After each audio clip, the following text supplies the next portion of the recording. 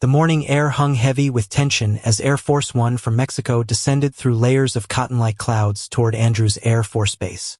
Inside, President Claudia Sheinbaum sat with perfect posture, her dark eyes reflecting both determination and apprehension. This was to be her first official state visit to the United States since her historic election as Mexico's first female president, and the stakes could not have been higher.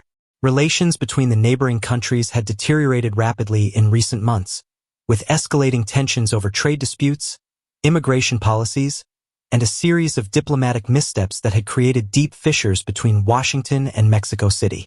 Behind her stoic expression, President Sheinbaum's mind raced with strategic calculations. The Harvard-educated physicist and seasoned politician had prepared extensively for this diplomatic mission, working with her advisors to craft proposals that might appeal to the notoriously unpredictable American president.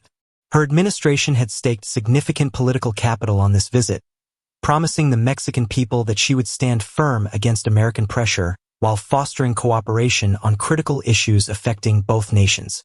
As the plane descended further, she reviewed mental notes of her planned approach, dignified, firm, yet open to genuine dialogue.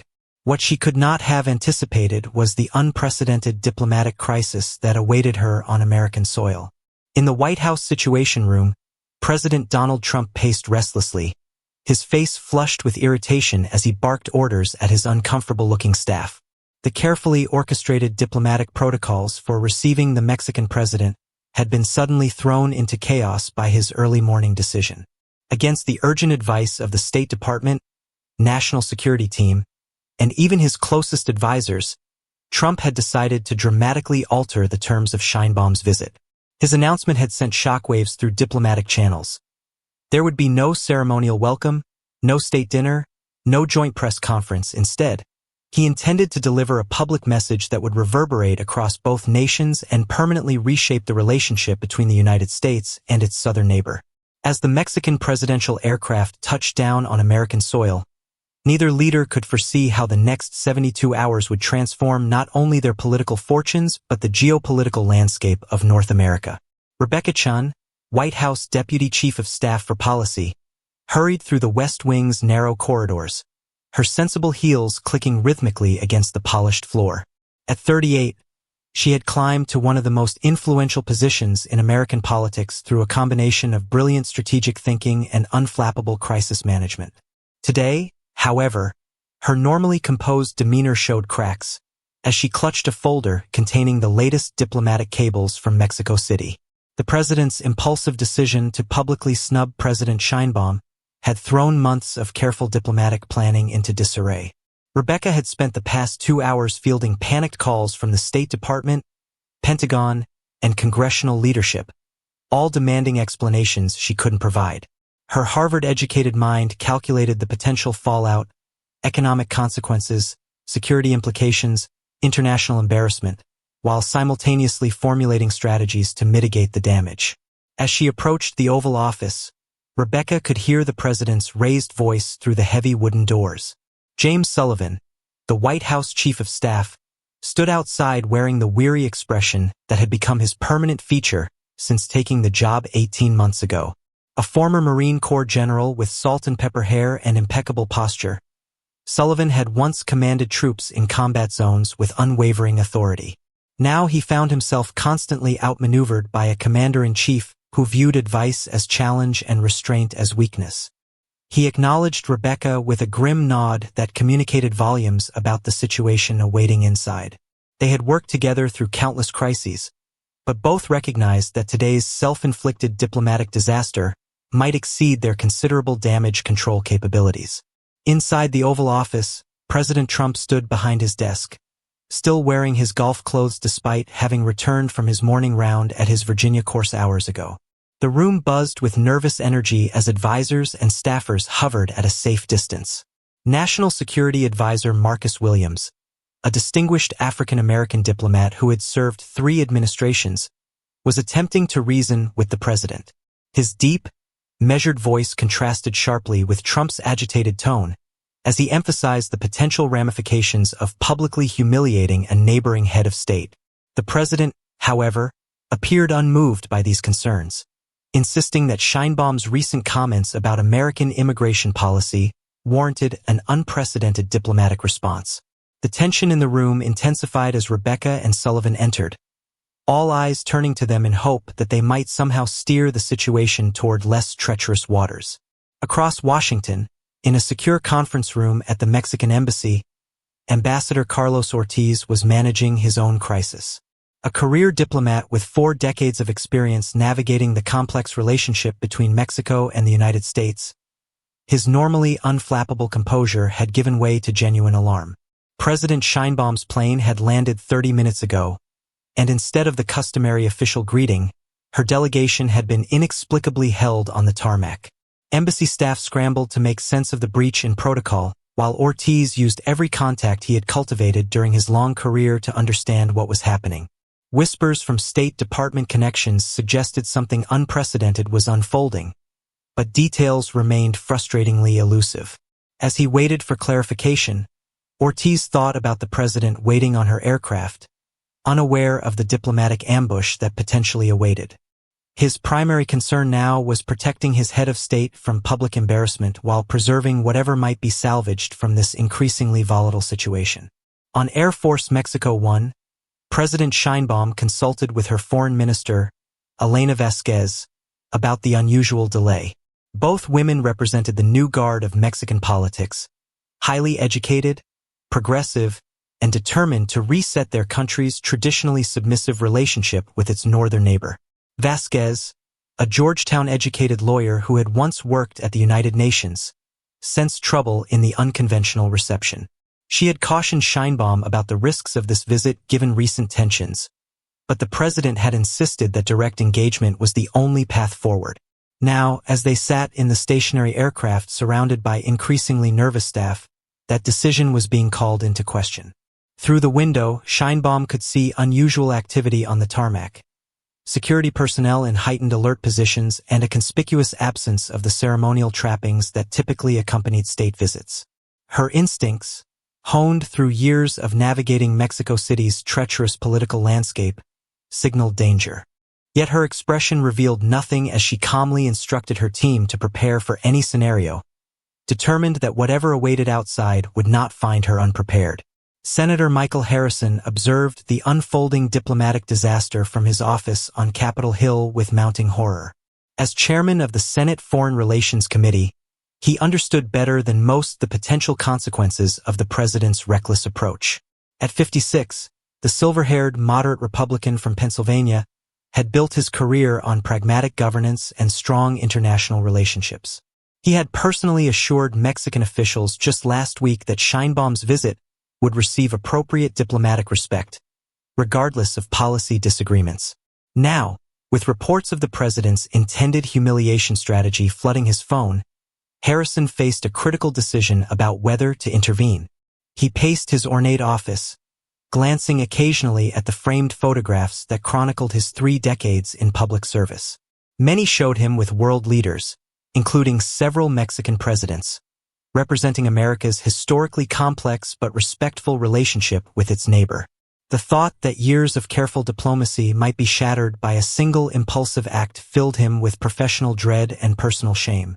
Across town, CNN correspondent Jessica Morales prepared to go live from outside the White House. The 34-year-old Mexican-American journalist had risen quickly through the network's ranks due to her incisive reporting on U.S.-Mexico relations. Her producer had just confirmed through sources that President Trump planned to deliver some kind of public statement directly challenging Sheinbaum, rather than welcoming her with standard diplomatic protocols. If true, it would represent an extraordinary breach of international norms.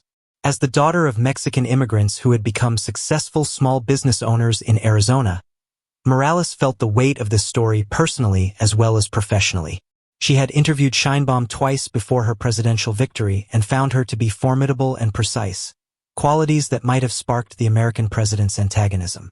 Now, standing before the camera with the White House as backdrop, she prepared to report on what could become a defining moment in North American relations, carefully organizing her thoughts to present the unprecedented situation with journalistic objectivity despite her personal connections to both countries. Inside the White House Situation Room, a heated strategy session was underway. Secretary of State Victoria Palmer, a former CEO with a reputation for calm crisis management, argued forcefully against the president's plan.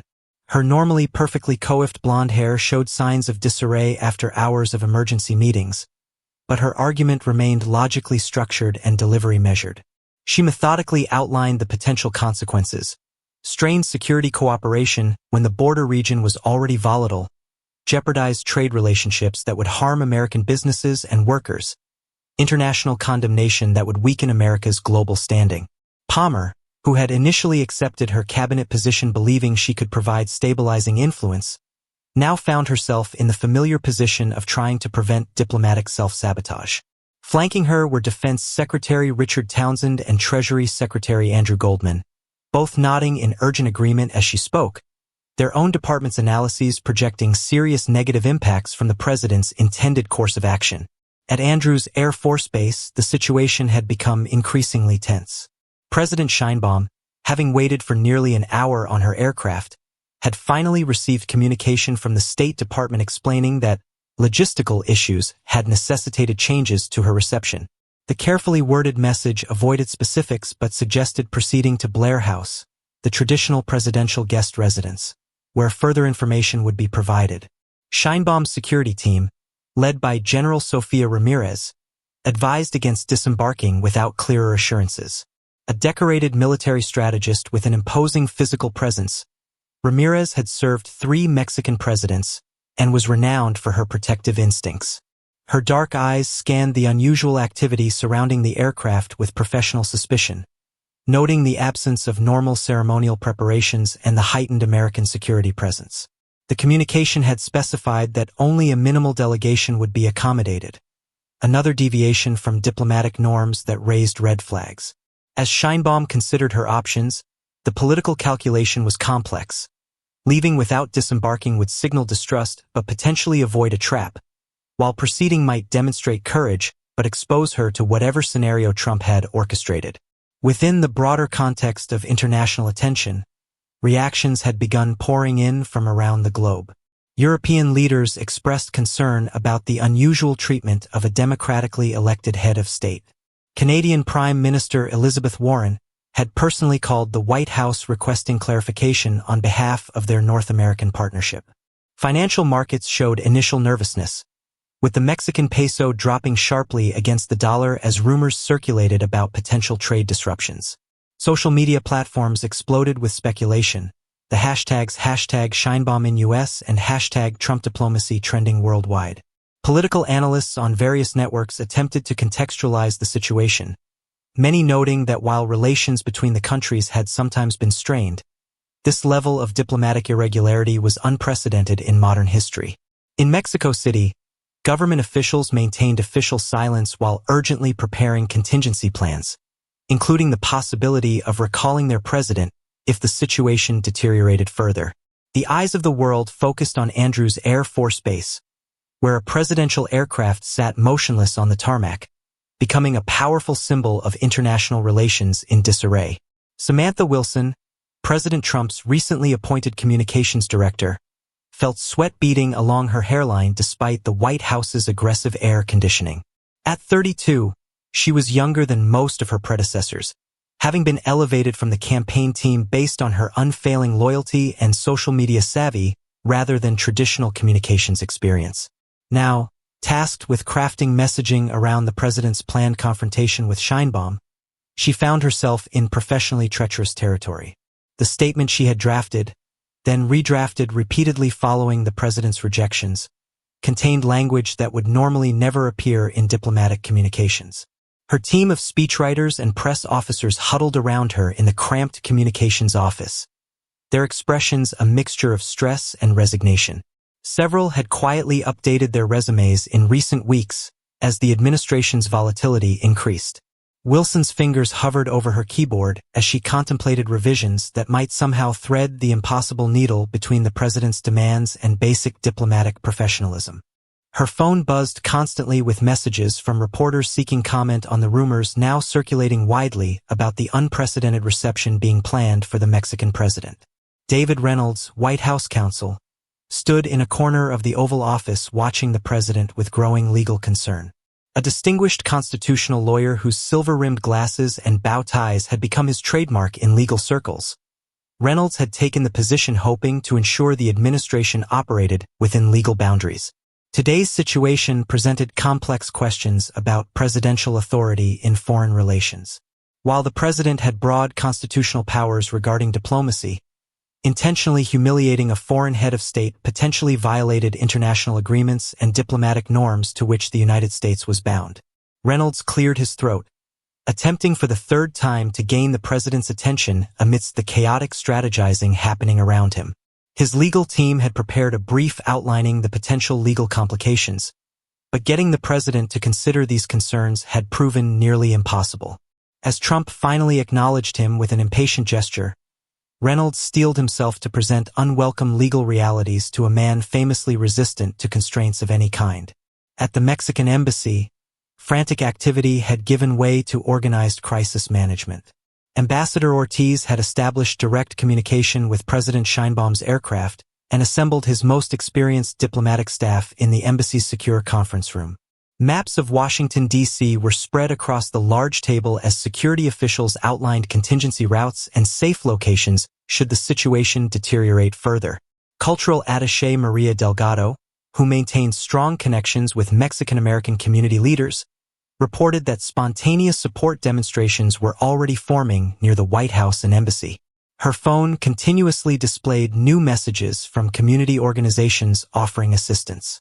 Embassy staff had also established emergency communication channels with Mexican consulates across the United States, preparing for possible broader diplomatic implications.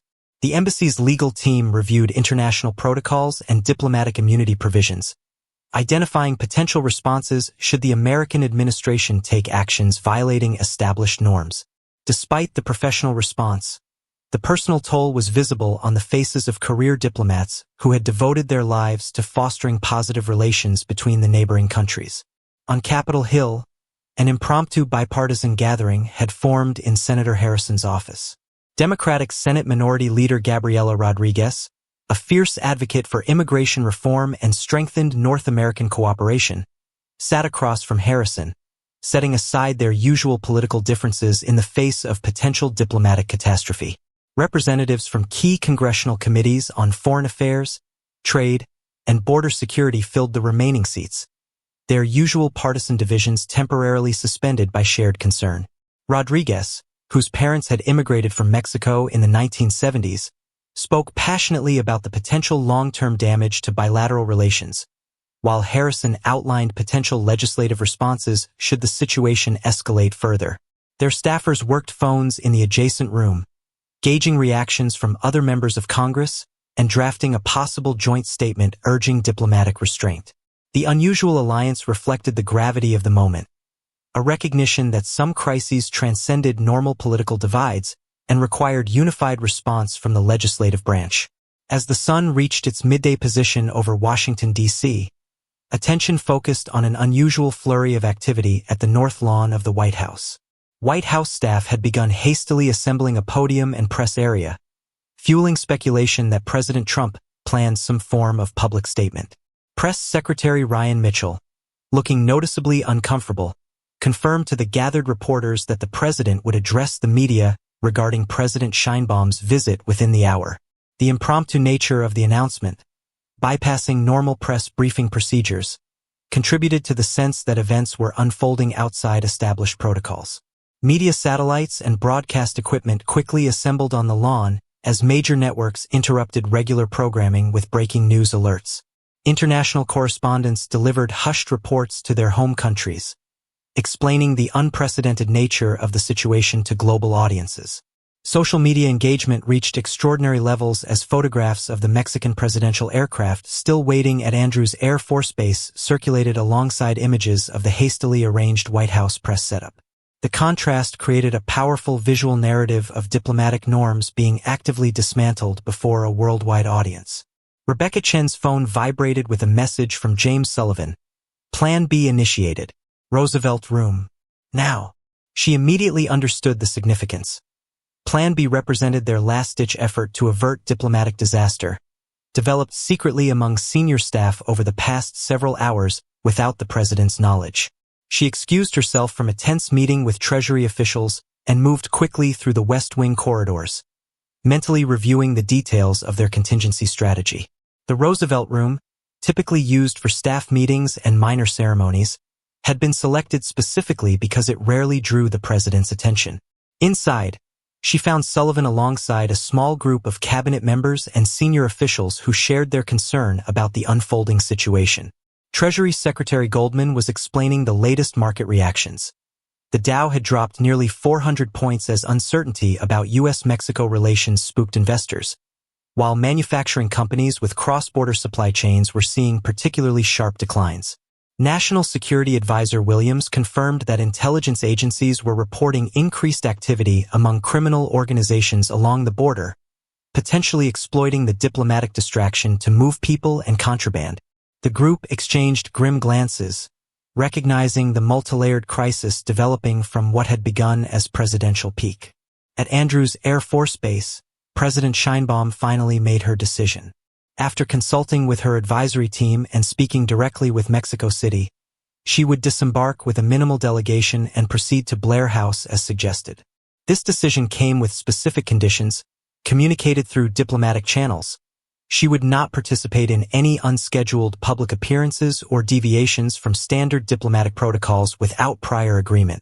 Her press secretary released a brief, dignified statement emphasizing Mexico's commitment to respectful bilateral dialogue, while subtly establishing boundaries for acceptable treatment of their head of state. As Sheinbaum prepared to leave the aircraft, Foreign Minister Vasquez organized the traveling team, selecting only the most essential staff to accompany the president while directing others to remain aboard or proceed directly to the embassy. General Ramirez coordinated with her American counterparts, establishing clear security parameters for the Mexican delegation's movement. Throughout these preparations, Sheinbaum maintained her characteristic composure, adjusting her carefully selected navy suit jacket and checking that the small Mexican flag pin on her lapel was properly aligned, small details that reinforced the sense of national dignity she carried into this increasingly unpredictable situation. President Trump paced the Oval Office, periodically glancing through the windows toward the media setup on the North Lawn. His closest political advisor, Thomas Wright, stood nearby reviewing talking points for the planned statement. Wright, whose influence stemmed from his uncanny ability to translate the president's impulses into political strategy, had initially opposed the confrontational approach to Sheinbaum's visit. However, once it became clear the president wouldn't be dissuaded, Wright had pivoted to shaping the message for maximum political benefit among Trump's base supporters. Recent polling showed declining numbers in border states, and Wright calculated that a strong stance against Mexico might help shore up crucial support heading into midterm elections. Still, he had convinced the president to moderate some of the most inflammatory language in the planned remarks, recognizing that certain lines, once crossed, couldn't easily be uncrossed in international relations. The president's daughter and unofficial advisor, Sarah Trump Mitchell, entered the office with the latest draft of the statement, her expression conveying concern about the approach while her words remained carefully supportive of her father's prerogative to set diplomatic tone. Jessica Morales positioned herself strategically among the gathered press corps, her producer having secured a spot that would allow direct questioning if the opportunity arose. Around her, journalists from across the global media landscape prepared their equipment and reviewed background information on U.S.-Mexico relations. The unusual scene, a hastily arranged presidential appearance seemingly designed to publicly challenge a visiting head of state, had drawn every major network and publication. International reporters conversed in dozens of languages, their conversations reflecting shared journalistic bewilderment at the breaking of diplomatic norms.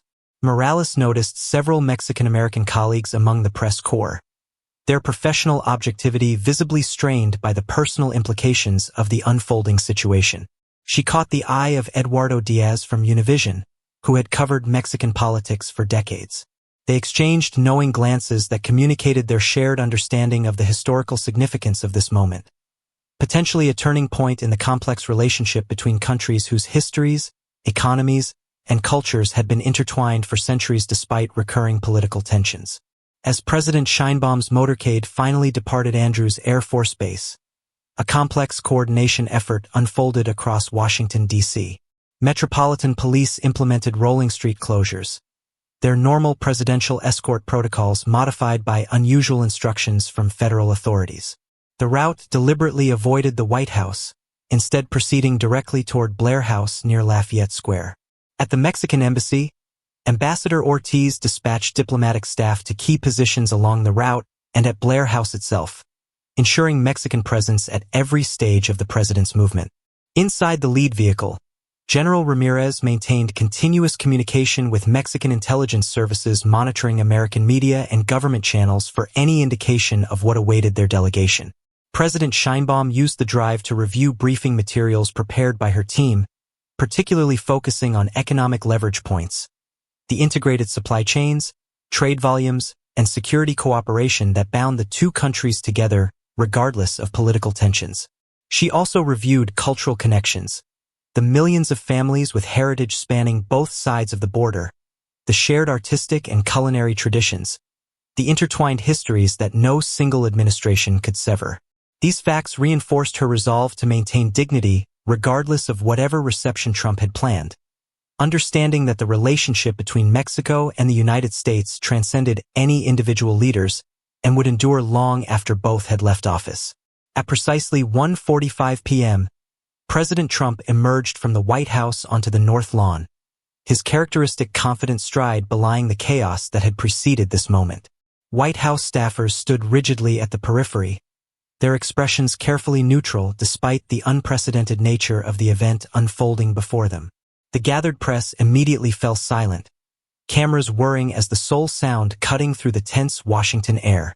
Trump approached the podium with the American flag billowing behind him, creating a patriotic backdrop that his communications team had hastily arranged. He adjusted the microphone, his expression stern as he surveyed the assembled media. Without the usual preamble or pleasantries, he launched directly into his statement, his voice steady and deliberate. The essence of his message landed with seismic force.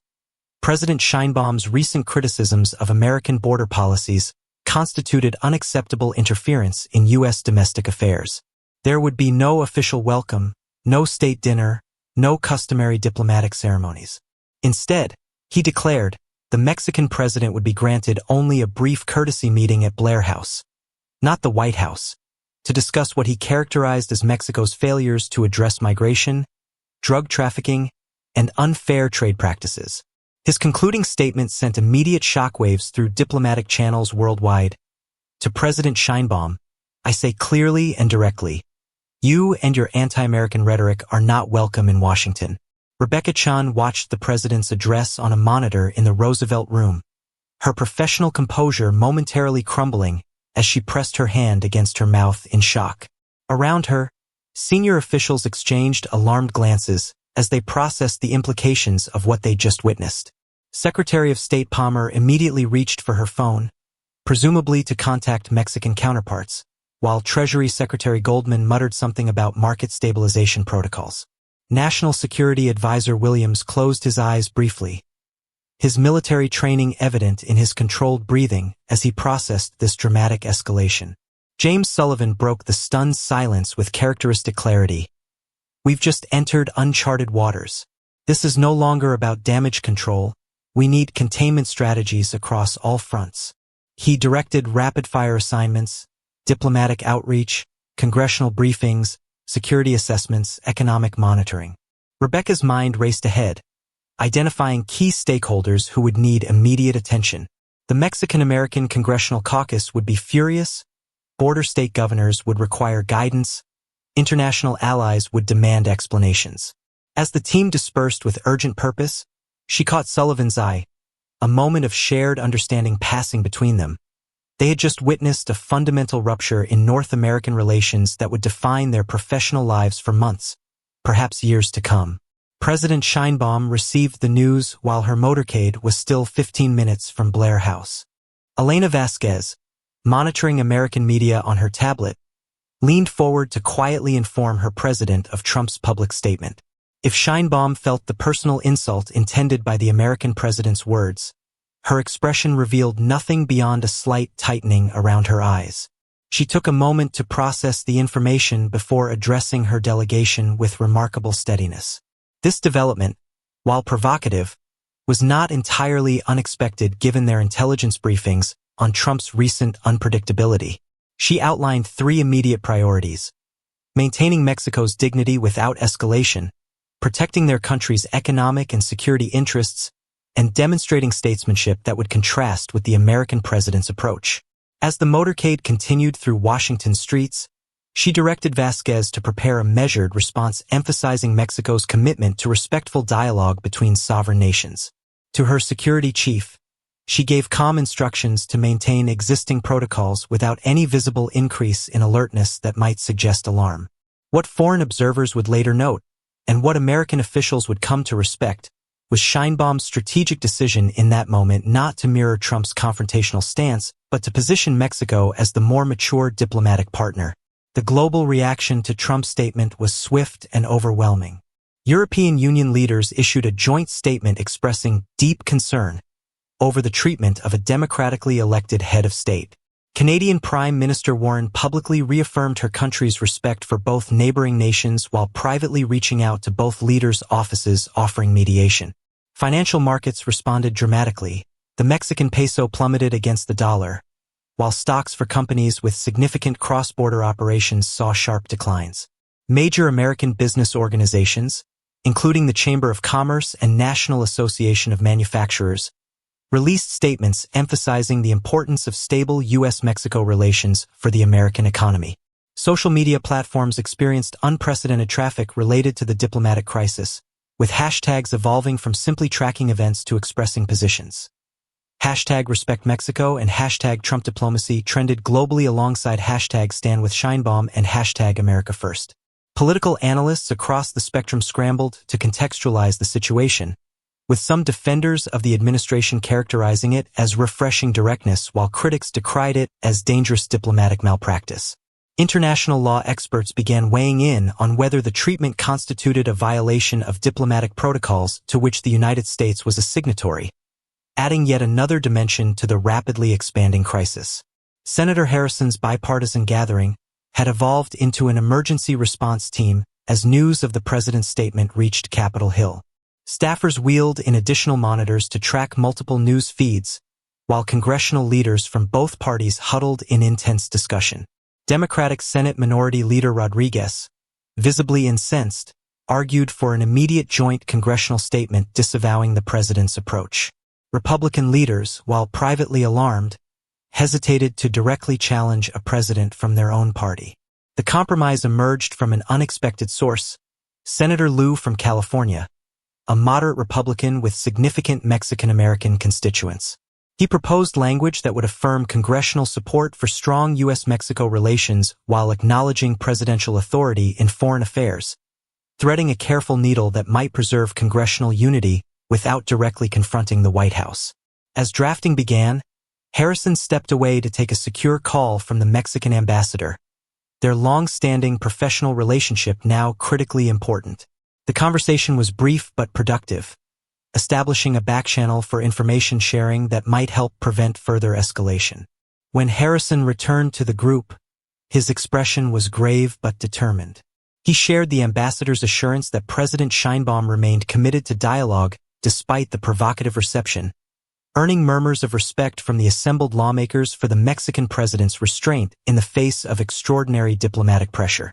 Blair House, the elegant 19th-century diplomatic residence across from the White House, had transformed into the crisis center of Mexican diplomacy on American soil. Ambassador Ortiz arrived ahead of President Sheinbaum's motorcade, personally inspecting the security arrangements and coordinating with the small team of embassy staff already in place. The historic building, which had hosted numerous foreign dignitaries throughout American history, now prepared for one of its most unusual diplomatic encounters. Inside, staff members established secure communications with Mexico City, while preparing the formal meeting room with Mexican and American flags in proper protocol position. A small but significant maintenance of diplomatic norms despite the circumstances. Ortiz, drawing on decades of experience navigating complex bilateral relations, established clear procedures for the hours ahead. Maintaining dignified protocol regardless of American deviations, documenting every interaction for diplomatic record, and creating a communication structure that would allow Sheinbaum to respond thoughtfully rather than reactively to developing situations.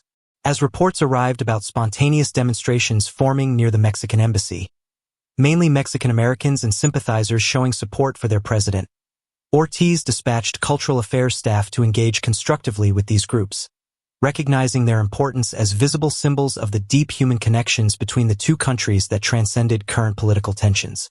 The small conference room in the West Wing basement, typically used for sensitive intelligence briefings, had become command central for Plan B, the staff-led effort to mitigate the diplomatic damage. Rebecca Chin stood before a whiteboard covered with flowcharts mapping potential scenarios and response strategies. Treasury and commerce officials reported real-time market impacts, with particular concern for automotive and agricultural sectors already showing significant volatility. Border security experts outlined potential operational impacts if Mexico reduced cooperation on migration enforcement. State Department representatives described the diplomatic blowback.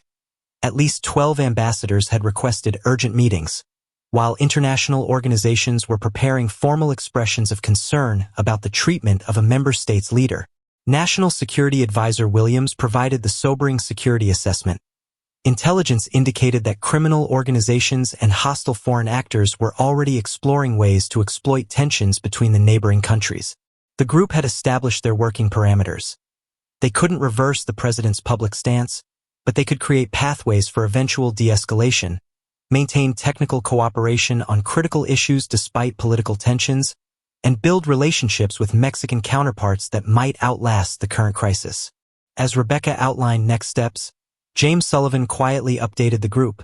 The president was currently engaged with political advisors planning how to leverage the confrontation for domestic political advantage, providing the career staff crucial operating space for their mitigation efforts. Inside her suite at Blair House, President Sheinbaum prepared for her public response with characteristic methodical precision. She had changed from her travel suit into a striking outfit that subtly incorporated Mexico's national colors without being overtly patriotic, a conscious visual statement balancing national pride with diplomatic professionalism. As makeup staff made final adjustments for the cameras, she reviewed talking points with Foreign Minister Vasquez, refining language to achieve the delicate balance they sought. Their strategy had crystallized during the journey from Andrews Air Force Base. They would neither escalate nor capitulate, instead positioning Mexico as the mature partner prepared for serious discussion of genuine bilateral issues, while demonstrating the dignity befitting a sovereign nation. When her press secretary suggested more forceful language condemning Trump's extraordinary breach of diplomatic norms, Sheinbaum declined with a thoughtful explanation that revealed her deeper strategic thinking. Responding in kind would only fuel Trump's apparent desire for confrontation, whereas maintaining statesmanlike composure would highlight the contrast in leadership approaches while preserving Mexico's international standing. As she prepared to address the gathered press in the Blair House garden, Sheinbaum received a secure call from Mexico City.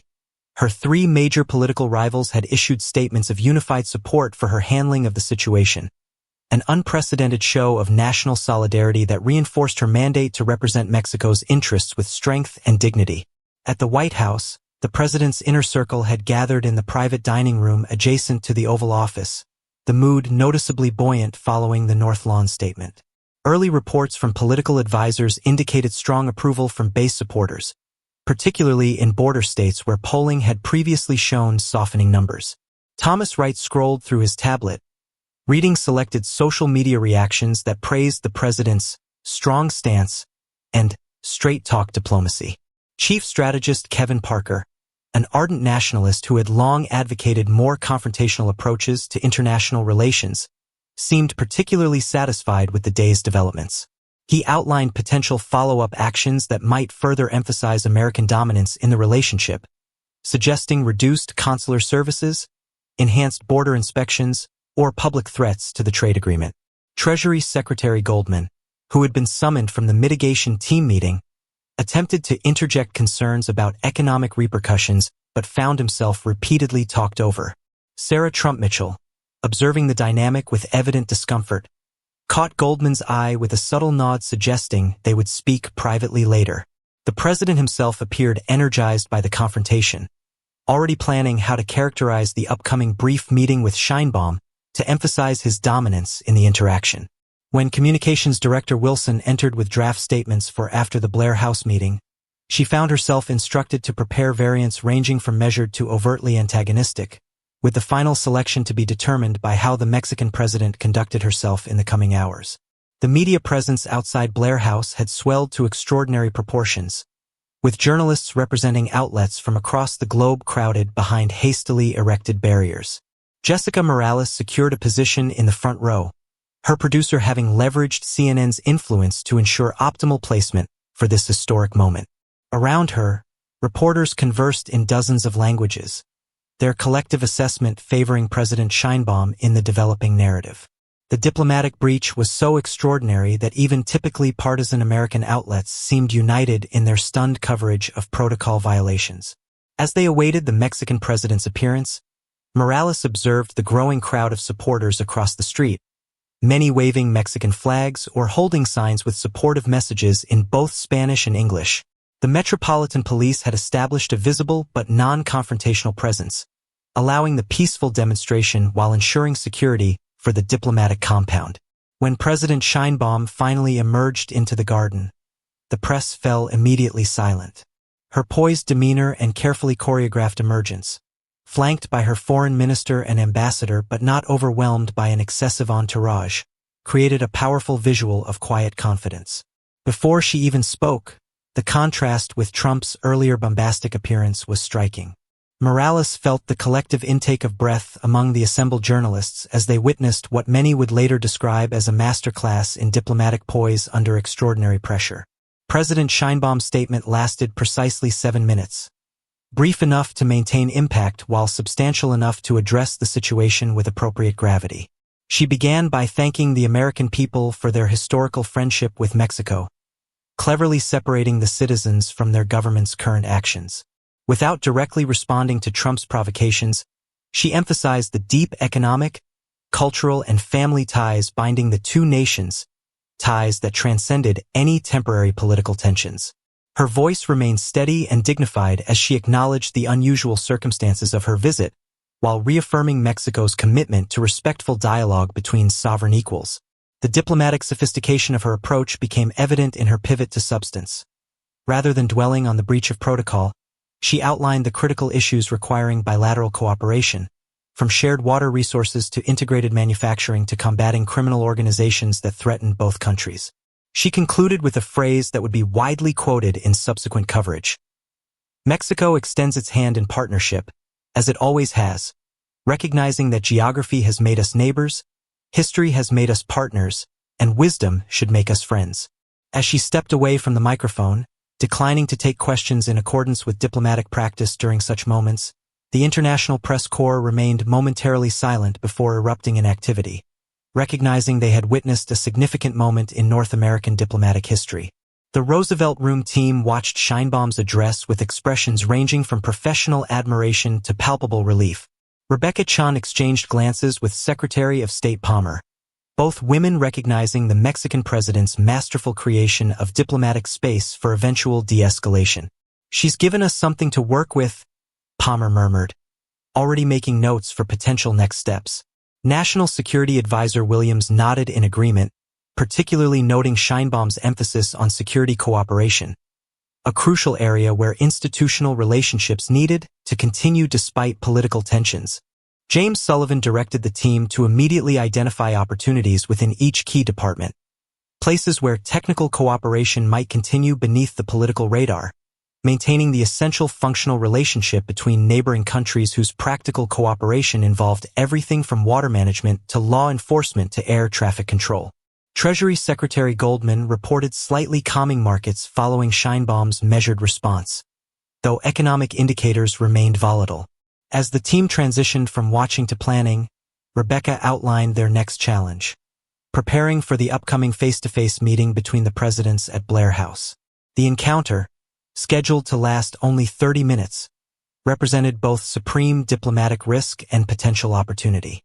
While they couldn't control either leader, they could ensure thorough preparation of briefing materials emphasizing the concrete costs of continued escalation alongside potential face-saving compromise approaches. In the Oval Office, President Trump watched Sheinbaum's statement with mounting irritation, periodically interrupting with dismissive comments that his assembled advisors received with varying reactions. Communications Director Wilson made careful notes, recognizing that the Mexican president's poised performance was already reshaping the narrative in ways potentially unfavorable to their strategy. Thomas Wright maintained a neutral expression while mentally recalibrating their approach. The anticipated angry Mexican response that would have further energized the base had not materialized, requiring tactical adjustment. Chief Strategist Parker seemed personally offended by Sheinbaum's composure, pushing for even more aggressive next steps to show her who's boss during the upcoming meeting. The president himself appeared particularly irritated by the international media's obvious approval of Sheinbaum's handling of the situation, repeatedly checking his phone for coverage analysis and social media reactions. When Secretary of State Palmer called from the Roosevelt Room team to provide essential briefing points for the upcoming meeting, the president took the call on speakerphone but frequently interrupted her measured presentation with his own assessment of the situation. After the call, he instructed his team to prepare for the Blair House meeting with a clear directive. He would not be outshined by some Mexican politician playing nice for the cameras. His daughter Sarah attempted to suggest more strategic approaches, but found herself uncharacteristically sidelined in the conversation now dominated by advisors encouraging confrontational stances. At the Mexican embassy, Ambassador Ortiz managed multiple simultaneous crises with the focused efficiency that had defined his diplomatic career. His security team reported increasing activity among both supportive demonstrators and smaller counter-protesters at various locations across Washington, requiring coordination with local police. Consular staff handled an influx of calls from concerned Mexican nationals throughout the United States seeking guidance about potential implications for their status. The economic attaché maintained continuous communication with major Mexican companies operating in the U.S. and their American counterparts with significant Mexican operations, all seeking reassurance about business continuity. Most immediately pressing was the embassy's role in preparing for the upcoming presidential meeting at Blair House. While President Sheinbaum had her traveling staff, the embassy provided crucial local expertise and logistical support. Ortiz personally reviewed security arrangements with both Mexican and American protective details, insisting on strict adherence to diplomatic protocols despite the irregular nature of the meeting. As reports arrived indicating that President Trump planned to bring an unusually large delegation to what was supposed to be a relatively intimate diplomatic conversation, Ortiz immediately recognized the power play and drafted recommendations for Sheinbaum's team on appropriate countermeasures. Throughout this whirlwind of activity, he maintained regular communication with Mexico City, where the government had convened its own crisis response team monitoring developments and preparing for potential scenarios ranging from gradual normalization to further deterioration requiring emergency measures. On Capitol Hill, the bipartisan congressional response continued taking shape under Senator Harrison's careful guidance. The delicate compromise language had evolved through multiple drafts, each word scrutinized for potential diplomatic and political implications.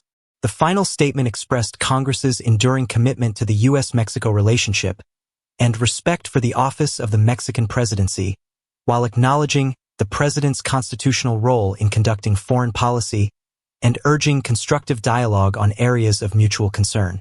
The careful balancing act allowed members from both parties to sign without directly criticizing either president, while signaling to international observers that the legislative branch maintained commitment to diplomatic norms. As signatures accumulated, eventually reaching 67 senators and over 200 representatives, Harrison worked with Senate Minority Leader Rodriguez on the next phase of their response. They jointly called the Mexican ambassador, expressing congressional respect for President Sheinbaum and suggesting a potential meeting with congressional leadership as an alternative diplomatic engagement should the Blair House meeting prove unproductive. This unprecedented outreach from the legislative branch, bypassing normal State Department channels, reflected the extraordinary nature of the situation and congressional concern about executive overreach in foreign affairs. When reporters asked Harrison whether this represented a rebuke to the president, his measured response revealed the careful path being navigated. Congress has its constitutional role in foreign relations, just as the president has his. Today, we're simply ensuring that all branches of American government demonstrate appropriate respect for a neighboring head of state. As the scheduled meeting time approached, Blair House buzzed with meticulous preparation. President Sheinbaum had used the intervening hours strategically, speaking briefly with congressional leaders by secure call, consulting with key Mexican business figures about economic implications, and reviewing detailed briefing materials prepared by her foreign ministry team. Foreign Minister Vasquez had established clear procedural expectations through communication with the State Department. The meeting would include only essential personnel, follow standard diplomatic protocols including proper honorifics and seating arrangements, and address substantive bilateral issues rather than public posturing. When word arrived that the American delegation sought to alter these parameters, Sheinbaum made a characteristic decisive call. Mexico would insist on protocol adherence or would regretfully decline the meeting, a position she authorized Vasquez to communicate directly to Secretary Palmer. This firm but professionally appropriate boundary setting reflected Sheinbaum's broader strategy, maintaining Mexico's dignity without unnecessary escalation. The Blair House staff, composed of experienced State Department protocol experts, found themselves in the unusual position of enforcing diplomatic norms against resistance from their own White House.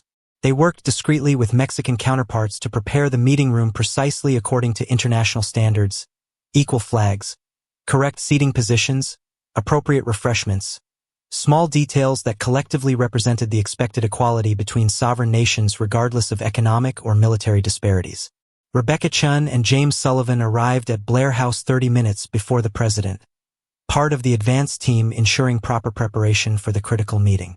They found the venue already thoroughly organized under the joint supervision of State Department protocol officers and Mexican diplomatic staff. Secretary Palmer joined them after finishing her final briefing call with President Trump, her expression suggesting limited success in shaping his approach to the upcoming encounter. The three senior officials conferred quietly in a side room, establishing their own strategy for the meeting. Palmer would emphasize substantive policy matters at every opportunity. Sullivan would manage time and pace to prevent extended confrontation, and Rebecca would carefully monitor both presidents' reactions to identify potential de-escalation openings. Their professional concern extended beyond this single meeting to the broader relationship between neighboring countries whose cooperation was essential on countless daily matters affecting millions of citizens. When White House Communications Director Wilson arrived with presidential media staff, Sullivan firmly but politely enforced the pre-agreed media protocols. A single official photographer from each country would document the meeting's opening, with no additional press presence that might encourage performative posturing. This small but significant maintenance of diplomatic norms represented the career officials' determined effort to create conditions for potential relationship repair despite the morning's extraordinary public rupture. President Trump's motorcade arrived at Blair House with characteristic spectacle, longer than protocol dictated for this type of meeting and preceded by an unusually visible security presence. The presidential limousine circled Lafayette Square before approaching the diplomatic residence, a routing choice that guaranteed maximum media visibility. Inside Blair House, protocol staff exchanged knowing glances at this deliberate deviation from standard arrival procedures designed to minimize public exposure during sensitive diplomatic encounters. President Sheinbaum, already positioned in the transitional receiving area as diplomatic custom dictated, maintained perfect composure as she watched the American president's choreographed arrival on a security monitor. Foreign Minister Vasquez stood beside her, providing quiet updates on the composition of the arriving delegation, which appeared to include several individuals not on the pre-approved attendee list. When Trump finally entered the historic diplomatic residence, the carefully arranged receiving line created the first moment of direct interaction between the leaders. Sheinbaum extended her hand with precise diplomatic correctness, her greeting delivered in flawless English with the formal address of Mr. President. Trump, momentarily caught in the ritualized protocol orchestrated by professional diplomatic staff, responded with a briefer than customary handshake while cameras documented the historic encounter. The leaders' first direct exchange, witnessed by staff from both countries, revealed the fundamental contrast in their approaches: Sheinbaum's disciplined diplomatic professionalism against Trump's evident desire to dominate the interaction through physical presence and minimal engagement with established protocols. Inside the main meeting room, the delegations seated themselves according to diplomatic custom despite visible resistance from some members of the American team. Secretary Palmer skillfully managed the initial exchanges, introducing key delegation members according to protocol while establishing the meeting's intended focus on substantive bilateral matters. President Sheinbaum opened with a concise overview of Mexico's position on key issues: border security cooperation, trade relationship management, and regional approaches to migration. Her command of both policy details and diplomatic language demonstrating why she had risen from academia to her nation's highest office. Her presentation strategically emphasized areas of potential agreement while acknowledging differences requiring further discussion, creating multiple potential paths for constructive engagement. When President Trump began his response, however, the tone shifted dramatically. Rather than engaging with policy specifics, he launched into extended commentary on Mexico's failings on migration control, accompanied by references to his previous public statement.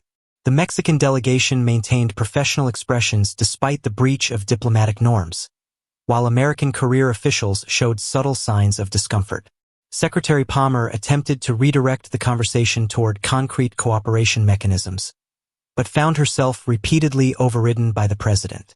As the meeting approached the halfway point with little substantive progress, both delegations recognized they were witnessing not merely a difficult diplomatic encounter, but a fundamental clash of approaches to international relations. One based on institutional cooperation between sovereign states, the other on personalized power dynamics and public positioning. As the meeting at Blair House progressed into its second half, the tension in the ornate diplomatic reception room had become palpable. President Sheinbaum maintained her composed demeanor despite President Trump's increasingly confrontational tone, a contrast that did not go unnoticed by the assembled officials from both countries. When Trump directly referenced her previous academic criticisms of his border policies, papers she had published years before entering politics, Sheinbaum responded with a precise, fact-based clarification that showcased her scientific background without becoming defensive.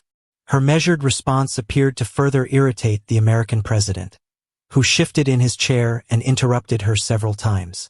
Secretary of State Palmer attempted to steer the conversation toward areas of potential agreement, suggesting a working group on modernizing border infrastructure that might serve both countries' interests.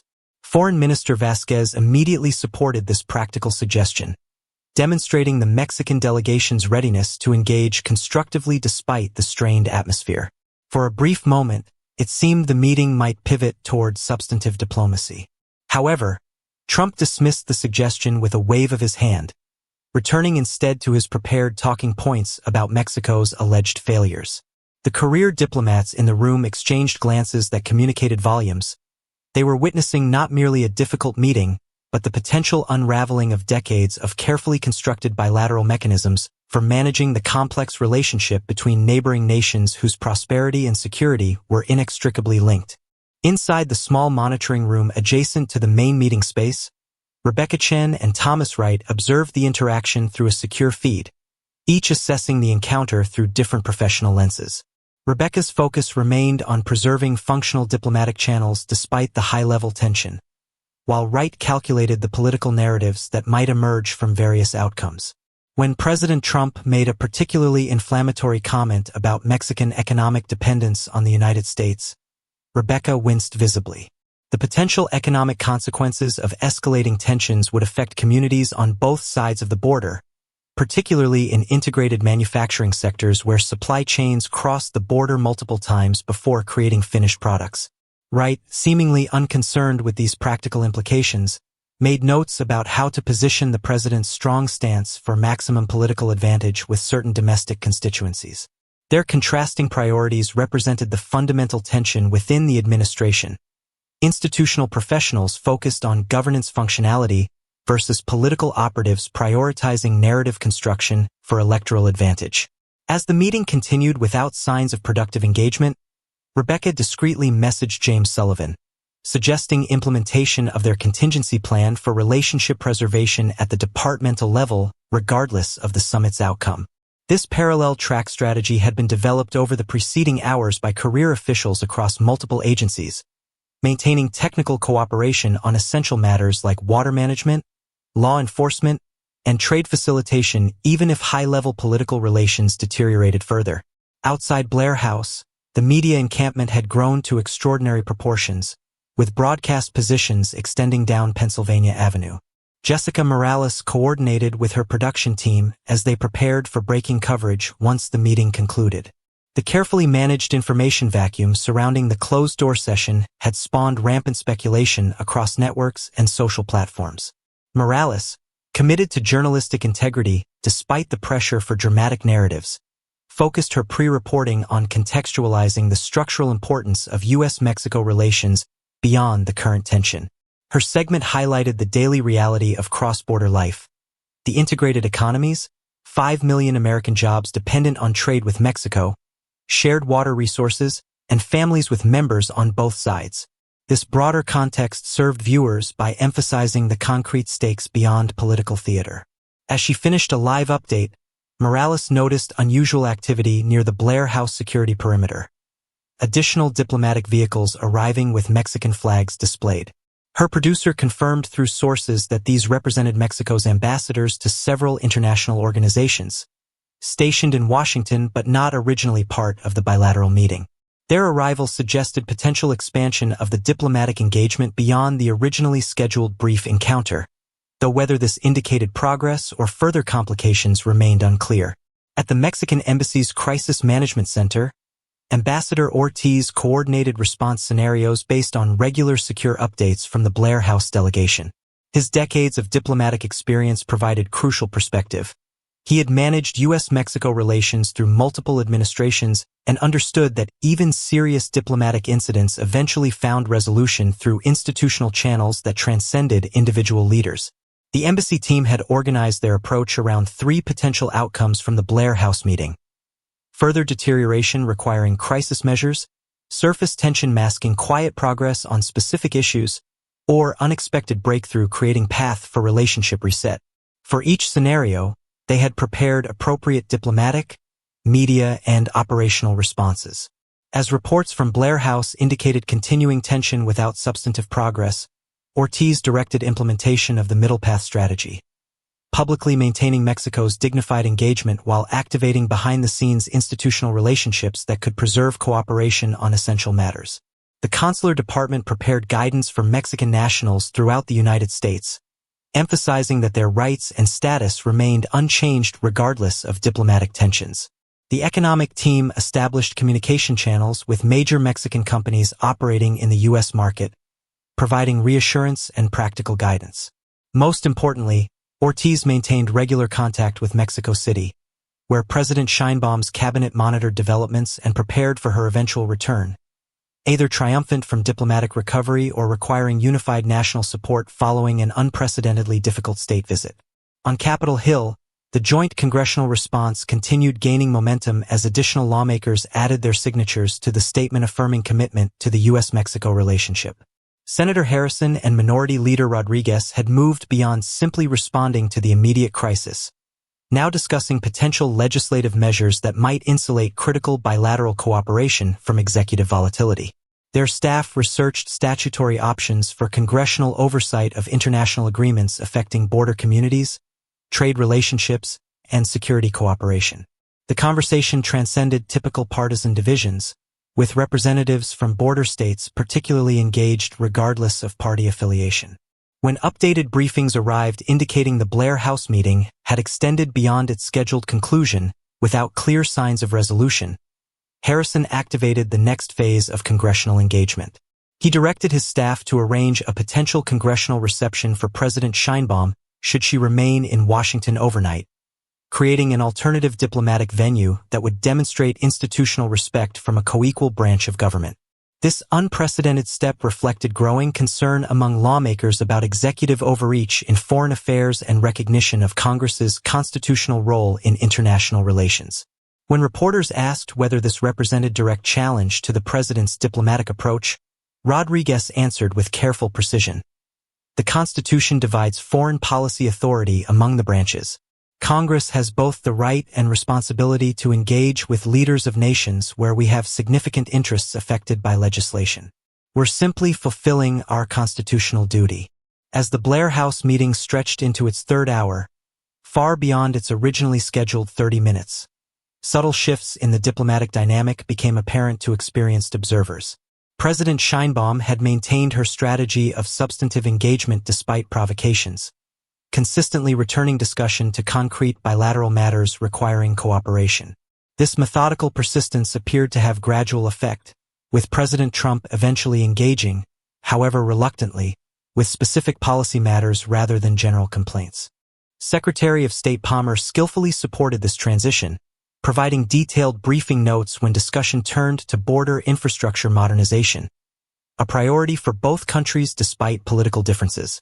Foreign Minister Vasquez similarly facilitated by suggesting practical next steps that might be taken by technical working groups rather than requiring additional high-level political engagement. This gradual steering towards substantive discussion represented subtle diplomatic victory for the Mexican approach, shifting from performative confrontation to practical problem-solving despite the unprecedented opening tensions. When discussion turned to water management along the shared border, traditionally a nonpartisan technical issue, the meeting atmosphere noticeably shifted toward more conventional diplomatic interaction. Staff members from both delegations began taking implementation notes rather than simply documenting political positions, suggesting emerging possibility for salvaging practical outcomes from what had begun as diplomatic disaster. Inside the small strategic room where parallel mitigating efforts continued, Rebecca Chun received encouraging update from the meeting monitoring team. The conversation had found firmer policy ground, with both presidents now engaged in relatively productive discussion of border security technology investments that might serve both countries' interests. She quietly relayed this development to Treasury Secretary Goldman, who immediately contacted financial sector leaders who had been anxiously monitoring the situation. This cautious optimism similarly spread through the State Department's operational channels, where career diplomats had spent hours preparing for potential diplomatic rupture while hoping for precisely this kind of return to substantive engagement. National Security Advisor Williams used this opening to activate technical briefing teams that had been standing by with detailed implementation proposals for cooperation mechanisms that might continue functioning regardless of political relationship status. As the meeting continued showing signs of productive engagement, Rebecca coordinated subtle adjustment to the emergency response strategies developed earlier in the day. Rather than focusing exclusively on damage control, teams now prepared potential announcements of specific bilateral initiatives that might emerge from the meeting, concrete outcomes that both presidents could claim as victories despite the morning's unprecedented tensions. This professional pivoting represented the institutional resilience underlying the political relationship. Career officials on both sides prepared to seize any opportunity for constructive engagement regardless of leadership volatility. Throughout Washington and beyond, interested parties monitored the extended meeting with growing curiosity about its unexpected duration. At the Mexican embassy, Ambassador Ortiz received regular secure updates from Foreign Minister Vasquez, each indicating gradual but steady improvement in the discussion's productivity. He redirected embassy resources accordingly, preparing to support potential technical follow-up meetings that might emerge from specific agreements. Media organizations outside Blair House reoriented their coverage as the meeting stretched into unprecedented length, questioning whether the extended discussion indicated serious diplomatic engagement beyond initial confrontation. Financial markets similarly responded to the meeting's unexpected duration, with slight recovery in both the Mexican peso and stocks of companies with significant cross-border operations. Within the White House, staff not involved in the Blair House meeting attempted to understand the implications of its extended timeline. The communications team prepared multiple statement options reflecting different potential outcomes, while domestic policy advisors began considering how various scenarios might affect the president's broader agenda and political positioning. This widespread recalibration reflected the central reality of U.S.-Mexico relations that transcended any individual leaders. The country's fundamental interdependence through geography, economics, security requirements, and human connections required functional relationship regardless of political tensions. President Sheinbaum's strategic patience appeared to yield additional diplomatic progress as the meeting approached its fourth hour. Discussion had evolved from confrontational posturing to detailed consideration of specific cooperative mechanisms, with both leaders now actively engaged in substantive policy matters. When conversation turned to coordinated action against transnational criminal organizations, a priority concern for both administrations despite differing public rhetoric, the technical experts from both delegations presented impressive collaborative possibilities. This topic area, carefully selected by Secretary Palmer and Foreign Minister Vasquez, offered natural common ground where cooperation clearly served both nations' interests. President Trump, appearing genuinely interested in potential security enhancements, engaged substantively with proposals for intelligence sharing and coordinated enforcement actions.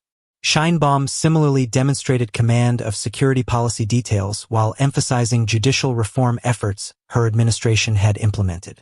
This productive exchange represented remarkable diplomatic recovery from the morning's unprecedented public breach.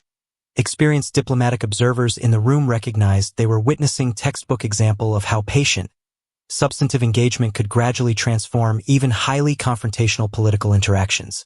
As discussion continued with increasingly normal diplomatic character, staff from both delegations began drafting potential joint statements on specific cooperation areas that might be announced following the meeting's conclusion. These draft statements, carefully worded to allow both leaders to claim success addressing their priorities, represented the diplomatic art of finding mutual benefit within politically challenging circumstances. Outside perspective on the Blair House meeting continued evolving as its extraordinary duration suggested substantive engagement rather than merely extended confrontation. Senator Harrison received secure briefing from State Department channels indicating productive discussion of border infrastructure modernization, a priority issue for his border state constituents regardless of political affiliation. He shared this cautiously optimistic update with the bipartisan congressional group that had coalesced around protecting the institutional U.S.-Mexico relationship beyond current political tension. Financial analysts revised their initial crisis assessments as the meeting's unprecedented length suggested potential diplomatic stabilization rather than further deterioration. Border region business leaders, who had spent the day anxiously monitoring developments and calculating potential impacts on integrated operations, exchanged cautiously hopeful messages about apparent diplomatic re-engagement. Media coverage similarly shifted from crisis framing toward questioning whether unexpected breakthrough might be occurring behind Blair House's closed doors.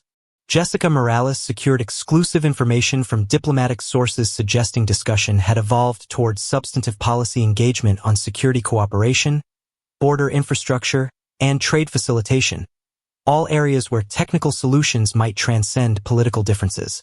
Her reporting carefully avoided overstating potential outcomes while noting the meeting's remarkable extension beyond its scheduled brief duration.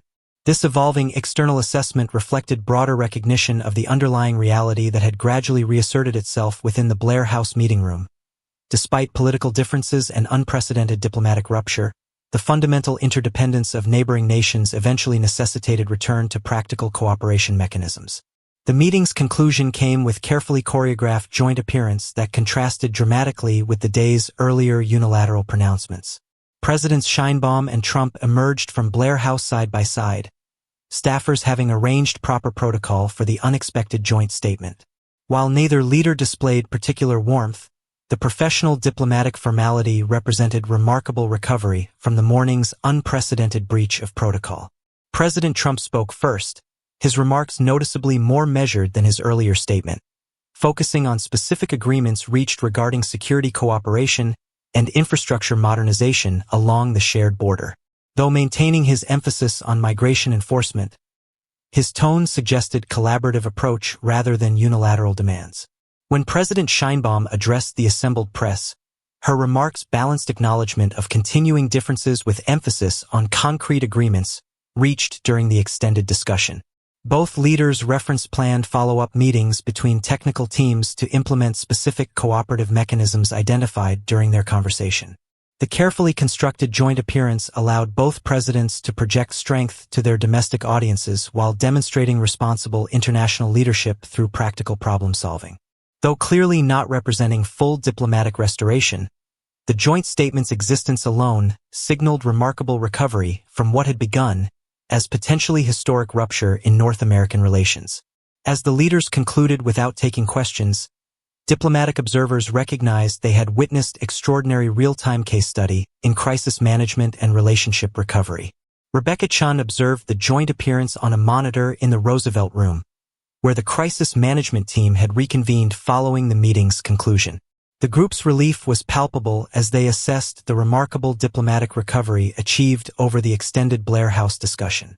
Secretary Palmer provided detailed readout of specific agreements reached, many originating from contingency plans developed by career officials earlier in the day when full diplomatic rupture had seemed possible. Treasury Secretary Goldman reported financial markets stabilizing as the joint appearance signaled return to more normal bilateral relations. National Security Advisor Williams emphasized the importance of security cooperation agreements reached during the latter portion of the meeting, particularly regarding coordinated action against transnational criminal organizations operating along the border. As the team transitioned from crisis management to implementation planning, Rebecca outlined follow-up priorities. Technical working groups would need clear mandates, communication channels would require formalization, and public messaging would need consistent coordination to maintain the stability achieved through painstaking diplomatic effort. James Sullivan summarized the day's extraordinary trajectory from potential diplomatic disaster to workable resolution, acknowledging the professional expertise that had enabled recovery while noting lessons for future protocol management. The team's shared experience, navigating from morning crisis to evening stability, had created unusual bond among career officials whose daily work typically proceeded with less dramatic intensity. At Blair House, the Mexican delegation engaged in immediate post-meeting assessment, while preparing for President Sheinbaum's return to the diplomatic residence where she would remain overnight following the meeting's unexpected extension. Foreign Minister Vasquez led the analytical discussion, noting specific moments where their strategic patience had gradually shifted the encounter's dynamic from confrontational posturing towards substantive engagement. President Sheinbaum listened thoughtfully to her team's observations while adding her own assessment of the American president's negotiating approach, initially combative but eventually responsive to fact-based policy discussion. The delegation's security, economic, and diplomatic specialists each highlighted specific agreements reached in their respective areas, identifying both immediate implementation requirements and longer-term strategic implications. Ambassador Ortiz, who had joined the delegation following the meeting's conclusion, provided broader context based on his decades managing the bilateral relationship through multiple administrations. His perspective emphasized the encounter's extraordinary nature while placing it within historical pattern of relationship evolution through periodic tension and resolution. As the team transitioned toward planning next steps, Sheinbaum articulated clear priorities, capitalize on specific agreements reached, maintain dignified engagement without unnecessary escalation, and strengthen institutional relationships that would endure beyond current political leadership. The Mexican approach, characterized by strategic patience and substantive focus despite provocations, had demonstrated remarkable effectiveness in transforming potentially disastrous diplomatic rupture into workable engagement with concrete outcomes. Media coverage of the dramatic diplomatic day evolved rapidly following the unexpected joint appearance and statement.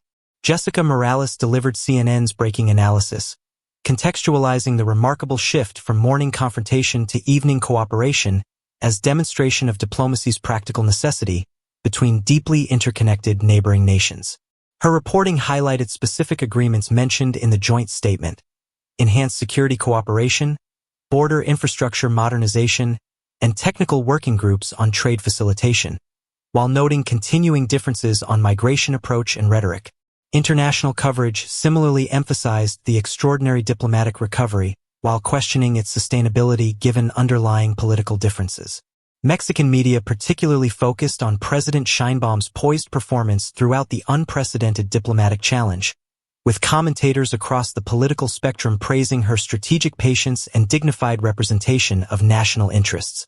American coverage reflected more divided assessment, with some outlets emphasizing Trump's continued tough stance on migration, while others highlighted the return to normal diplomatic function following the morning's extraordinary breach. Financial analysts issued updated guidance suggesting stabilized outlook for cross-border business operations, but noting potential for renewed volatility given demonstrated unpredictability in the diplomatic relationship. Throughout diverse coverage perspectives, common recognition emerged of the day's extraordinary diplomatic arc, from unprecedented protocol breach to constructive joint statement within single 12-hour period. On Capitol Hill, the bipartisan congressional group that had mobilized during the diplomatic crisis now adjusted their approach in response to the unexpected joint statement. Senator Harrison maintained the planned congressional reception for President Sheinbaum the following morning, though recalibrating its character from alternative diplomatic venue to complementary engagement supporting restored bilateral dialogue. Congressional leaders from both parties who had signed the joint statement affirming commitment to the U.S.-Mexico relationship now prepared to demonstrate that commitment through direct engagement with the Mexican president. Staff worked late into evening arranging appropriate protocol for the Capitol visit, including representation from key committees with jurisdiction over border issues, trade relationships, and security cooperation. This congressional engagement, planned initially as potential diplomatic alternative during apparent relationship rupture, had evolved into complementary institutional dialogue representing the legislative branch's distinct role in foreign relations. When reporters questioned whether the congressional reception had become unnecessary following apparent diplomatic restoration, Senator Rodriguez offered perspective that revealed deeper institutional thinking. The U.S.-Mexico relationship is too important to rest solely on executive branch engagement. Congress has distinct constitutional responsibilities regarding borders, trade, and treaty implementation. Our reception for President Sheinbaum represents not crisis response, but appropriate engagement between co-equal branches of government with our crucial neighbor. This framing reflected growing congressional assertion of institutional role in foreign affairs following period of executive dominance. The evening following the Blair House meeting found Washington in state of analytical assessment rather than crisis response. At the White House, President Trump met with his inner circle to review the day's extraordinary diplomatic trajectory. Communications Director Wilson presented initial media coverage analysis showing generally positive reception for the joint statement despite continued scrutiny of the morning's unprecedented protocol breach. Political advisors offered mixed assessment of domestic political impact. Base supporters appreciated the initially strong stance while broader audiences responded positively to eventual cooperative resolution. The president himself seemed satisfied with specific security agreements reached during the extended discussion, particularly regarding coordinated action against transnational criminal organizations. Thomas Wright outlined communication strategy for coming days, emphasizing security cooperation achievements while maintaining tough migration messaging for key constituencies. This carefully calibrated approach aimed to preserve political benefits from the morning's confrontational posture, while capitalizing on the evening's constructive diplomatic outcomes. As the team discussed potential follow-up engagement with Mexico, including cabinet-level meetings to implement specific agreements, the conversation reflected recognition that practical cooperation with the neighboring country ultimately served American interests despite political advantages sometimes gained through confrontational rhetoric. President Sheinbaum spent the evening at Blair House engaged in series of strategic communications with Mexico City and international partners. Her secure call with her cabinet provided comprehensive briefing on the meeting's evolution from confrontational opening to substantive policy engagement. She directed implementation planning for specific agreements reached, emphasizing security cooperation and infrastructure development that aligned with her administration's domestic priorities. Subsequent calls with key Latin American counterparts allowed regional contextualization of the diplomatic engagement, positioning Mexico's measured response as model for dignified international relations based on sovereign equality rather than power disparities. Foreign Minister Vasquez coordinated parallel diplomatic outreach to international organizations and European partners who had expressed concern following the morning's unprecedented protocol breach. Throughout these communications, Sheinbaum maintained consistent message emphasizing Mexico's commitment to respectful bilateral relations while acknowledging continuing policy differences requiring ongoing dialogue. When her press secretary presented draft statement for Mexican domestic audience, Sheinbaum edited it carefully to balance factual accuracy about the day's diplomatic challenges with forward-looking emphasis on specific agreements reached. This strategic communications approach reflected her scientific background, precise, fact-based, and solutions-oriented even when navigating politically charged circumstances. Throughout Washington, institutional actors throughout the diplomatic ecosystem continued processing the day's extraordinary events while preparing for President Sheinbaum's remaining schedule before departing the following afternoon. Ambassador Ortiz coordinated comprehensive security review for the planned congressional reception, working with Capitol Police and diplomatic security services from both countries. State Department protocol officers, relieved by the diplomatic recovery achieved at Blair House, prepared detailed arrangements for the remainder of the state visit, now restored to more normal diplomatic function despite the morning's unprecedented rupture. At the Mexican embassy, staff managed surge in communication from Mexican nationals throughout the United States seeking reassurance following the day's diplomatic turbulence. The embassy's social media team highlighted specific cooperation agreements mentioned in the joint statement, emphasizing practical benefits for citizens of both countries despite political differences between their leaders.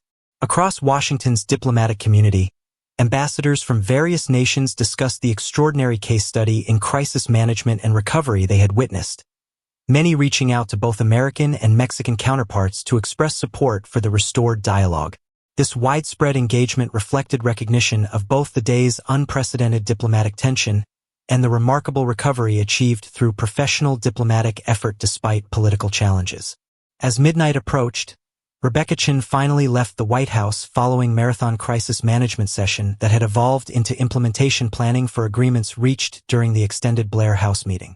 Walking to her car, she reflected on the extraordinary diplomatic arc she had witnessed, from pre-dawn crisis following the president's impulsive decision through apparent diplomatic disaster to eventual constructive resolution. In her 15 years of government service across 3 administrations, she had never experienced such dramatic diplomatic volatility within a single day.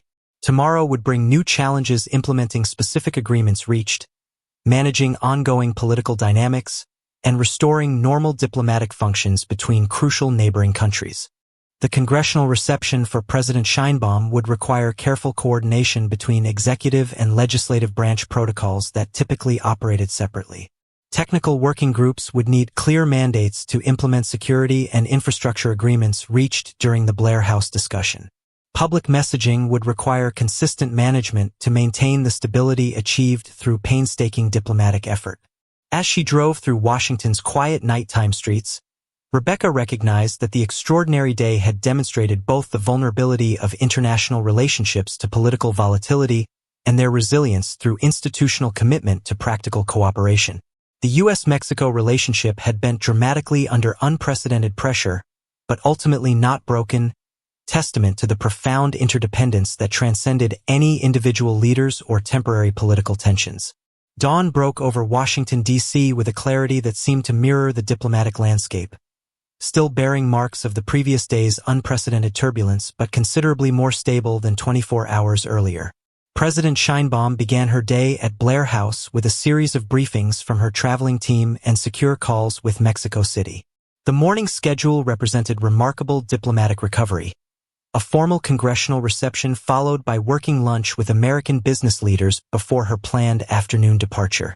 Foreign Minister Vasquez presented overnight analysis from international partners, most expressing relief at the apparent diplomatic stabilization while noting the extraordinary nature of the initial reception breach. Security Chief General Ramirez provided updated threat assessment, noting reduced concern following the joint statement but maintaining heightened protective protocols throughout the remaining Washington engagements. The Mexican delegation's mood reflected cautious satisfaction with their strategic management of an unprecedented diplomatic challenge. They had maintained national dignity without unnecessary escalation while achieving substantive agreements in areas of genuine mutual interest. President Sheinbaum reviewed her planned remarks for the congressional reception, making subtle adjustments that acknowledged the previous day's tensions while emphasizing institutional relationship strength beyond any temporary political differences. Her scientific background remained evident in her approach, analytical, precise, and solutions-oriented even when navigating politically charged circumstances.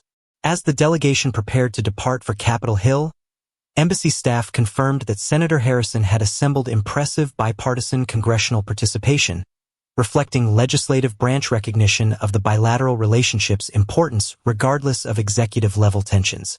The White House morning briefing conducted by Communications Director Wilson represented delicate messaging balance, following the previous day's diplomatic volatility.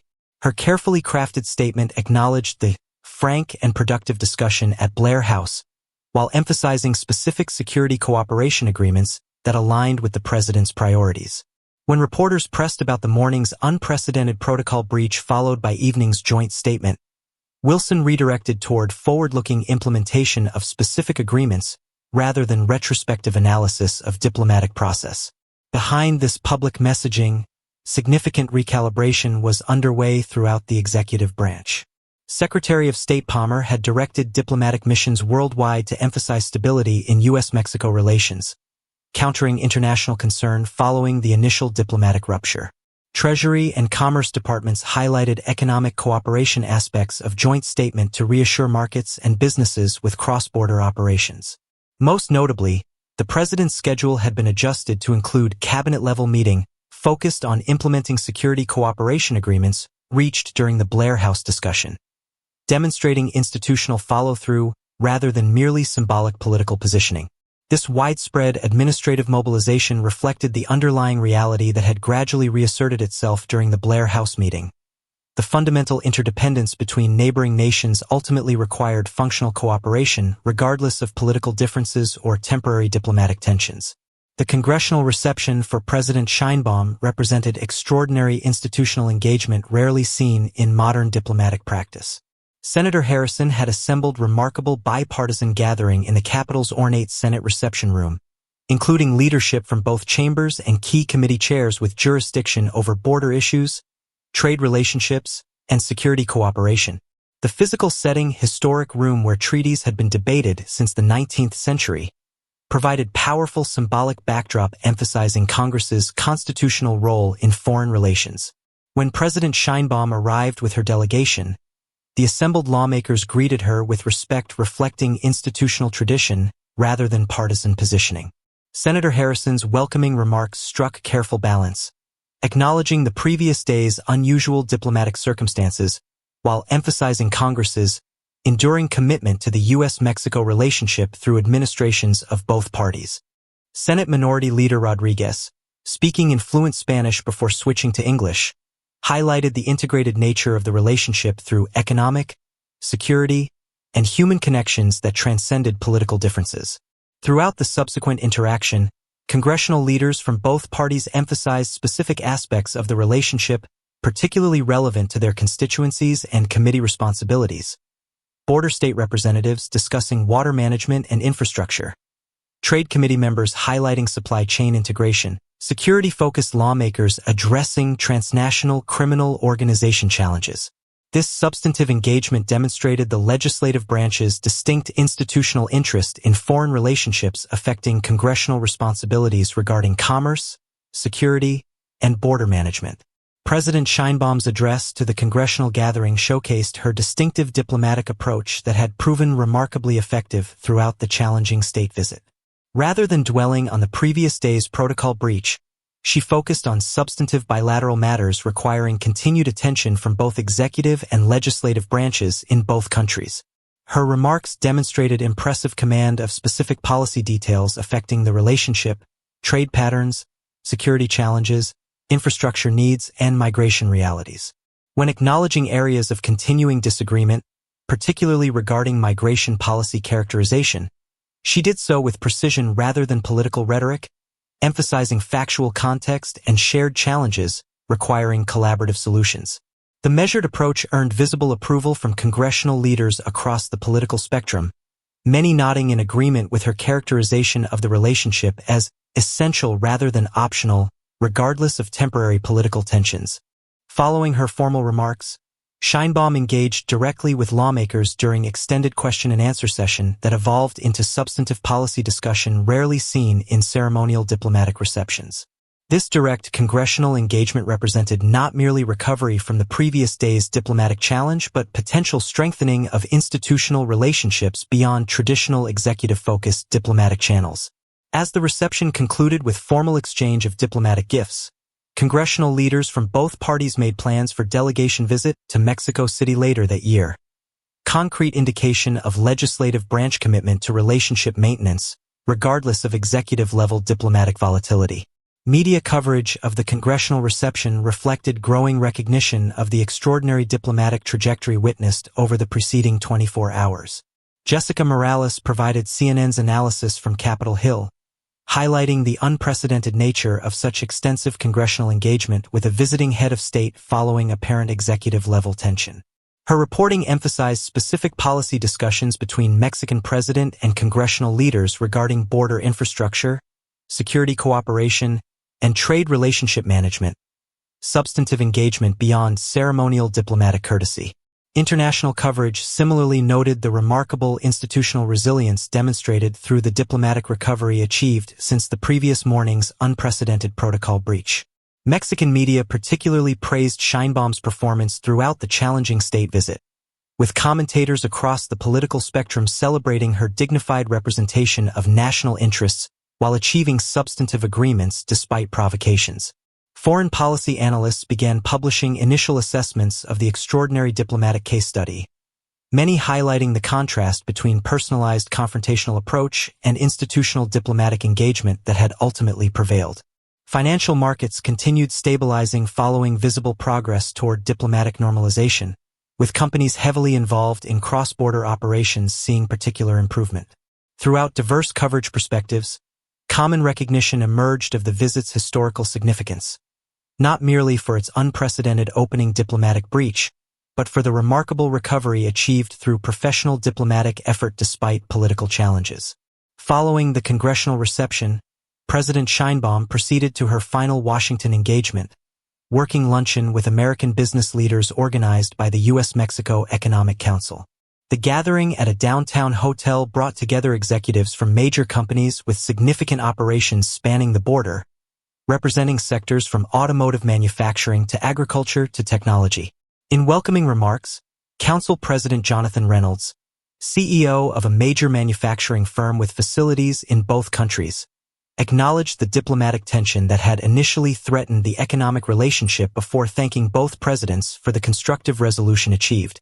Throughout the subsequent discussion, business leaders emphasized practical realities often overlooked in political rhetoric: integrated supply chains involving components crossing the border multiple times before final assembly, workforces with expertise and family connections spanning both countries, and investment decisions requiring long-term relationship stability beyond political cycles. President Sheinbaum engaged substantively with these concerns, detailing her administration's economic priorities while acknowledging business communities' need for a predictable policy environment. When discussion turned to specific friction points in the commercial relationship, she demonstrated technical command of regulatory details while expressing openness to practical solutions serving both countries' interests. The business gathering's remarkably candid exchange reflected the economic interdependence underlying the political relationship. Millions of jobs and billions in investment dependent on functional cooperation, regardless of temporary diplomatic tensions. As the luncheon concluded, several executives confirmed plans to expand Mexican operations based on confidence in relationship stability, despite the visit's turbulent beginning. Concrete economic vote of confidence in the diplomatic recovery achieved through institutional resilience. At the White House, the cabinet-level implementation meeting represented significant shift from crisis management to constructive engagement. Secretary of State Palmer led discussion of specific agreements reached during the Blair House meeting, particularly regarding security cooperation and border infrastructure modernization. Homeland Security Secretary Anderson outlined operational plans for enhanced coordination against transnational criminal organizations based on intelligence sharing mechanisms established during the extended discussion. Transportation and commerce representatives presented infrastructure development proposals for key border crossings where congestion created economic costs for both countries. Throughout the meeting, cabinet officials demonstrated clear understanding that the U.S.-Mexico relationship transcended political positioning to affect concrete national interests across security, economic, and social dimensions. National Security Advisor Williams emphasized particular importance of maintaining security cooperation momentum regardless of political rhetoric, noting intelligence community assessment that any significant disruption in bilateral coordination would create immediate exploitation opportunities for criminal organizations operating in the border region. Rebecca Chen, representing White House staff, coordinated implementation timeline ensuring visible progress before the Mexican midterm elections and American primary season would complicate political landscape in both countries. When Treasury Secretary Goldman raised potential economic impact of continued diplomatic volatility, the ensuing discussion reflected growing institutional recognition that the relationship's fundamental importance required stability beyond political cycles, setting potential constraints on future diplomatic disruptions regardless of political calculation. Ambassador Ortiz supervised final preparations for President Sheinbaum's departure from Andrews Air Force Base, scheduled for late afternoon following the business luncheon. The departure arrangements reflected diplomatic normalization achieved since the previous day's turbulent arrival, standard protocol involving appropriate ceremonial elements and official State Department representation. As embassy staff coordinated logistics with American counterparts, Ortiz reflected on the extraordinary diplomatic case study he had witnessed. His 4 decades in foreign service had never presented comparable situation, from unprecedented protocol breach threatening fundamental relationship rupture to functional cooperation restoration within 24-hour period. The experience offered valuable lessons for diplomatic practice in increasingly personalized international environment where institutional norms faced growing political volatility. Most significant had been President Sheinbaum's strategic discipline throughout the challenging visit, maintaining dignified engagement without unnecessary escalation, while consistently steering interaction towards substantive policy matters despite provocations. This approach had gradually transformed crisis into opportunity, ultimately achieving specific agreements in areas of genuine mutual interest, while demonstrating Mexico's diplomatic maturity on international stage. As preparations concluded, Ortiz received confirmation that Secretary Palmer would represent the American government at the departure ceremony. Appropriate diplomatic protocol signaling relationship normalization despite the previous day's extraordinary tensions. President Trump spent the afternoon meeting with political advisors while receiving updates on implementation planning for agreements reached during the extended Blair House discussion. Thomas Wright presented polling data showing generally positive reception for the joint statement following initial strong stance. Positioning that allowed distinct messaging to different constituencies, emphasizing either confrontational strength or responsible cooperation depending on audience priorities. Communications Director Wilson outlined media strategy for coming weeks, balancing continued tough border rhetoric for base constituencies with practical cooperation messaging for broader audiences concerned about economic stability. When domestic policy advisors raised potential legislative engagement following the Mexican president's congressional reception, the subsequent discussion reflected complex political calculations about executive-legislative cooperation in foreign affairs during period of divided government. Chief Strategist Parker advocated maintaining confrontational posture toward Mexico despite specific cooperation agreements, arguing that base supporters responded positively to tough border messaging regardless of practical policy implementation. This recommendation received mixed reception, with some advisors noting business community and border state concerns about relationship stability versus others emphasizing political advantages of continued strong rhetoric. The president himself seemed primarily focused on security cooperation agreements, particularly regarding transnational criminal organizations whose activities he had prioritized addressing throughout his administration. When daughter Sarah Trump Mitchell suggested relationship stability with Mexico might serve both policy and political interests given economic interdependence affecting key constituencies, the ensuing discussion demonstrated gradual institutional learning from the diplomatic crisis, recognition that fundamental relationship importance created practical limits on political volatility, regardless of temporary messaging advantages. President Sheinbaum's departure from Andrews Air Force Base late Friday afternoon represented ceremonial conclusion to one of the most extraordinary diplomatic engagements in recent North American history. Secretary of State Palmer represented the U.S. government at the departure ceremony, her presence signaling appropriate diplomatic protocol restoration following the previous day's unprecedented breach. The carefully structured farewell included proper honors rendered by military ceremonial unit and formal exchange of diplomatic courtesies, standard procedures whose significance was heightened by their conspicuous absence during the turbulent arrival 24 hours earlier. Before boarding Air Force Mexico 1, President Sheinbaum shared brief private exchange with Secretary Palmer, both women acknowledging the diplomatic challenge they had navigated while expressing commitment to implementing specific agreements reached during the extended Blair House discussion. As the Mexican delegation prepared for departure, embassy staff distributed formal diplomatic notes summarizing the visit's outcomes, detailed document listing specific cooperative mechanisms established, technical working groups formed, and follow-up engagement scheduled between various government departments. This comprehensive accounting transformed what had begun as potential diplomatic disaster into documented foundation for continued institutional relationship development.